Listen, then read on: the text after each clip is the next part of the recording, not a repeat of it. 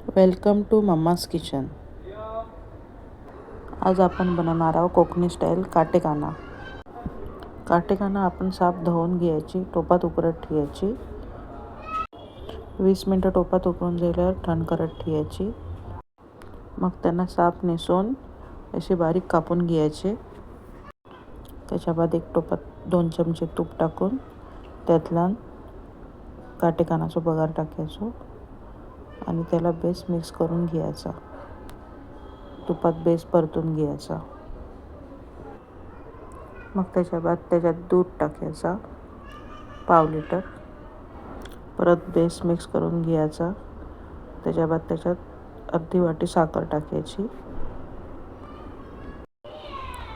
त्याला परत base mix करून 10 मिनटं शिजत ठेवायचा. बेस शिजला की ती ऐसा नरम होते आणि क्रीमी दिसते. तयार आहे आपला टेस्टी काटेकाना. Thank you for watching this video.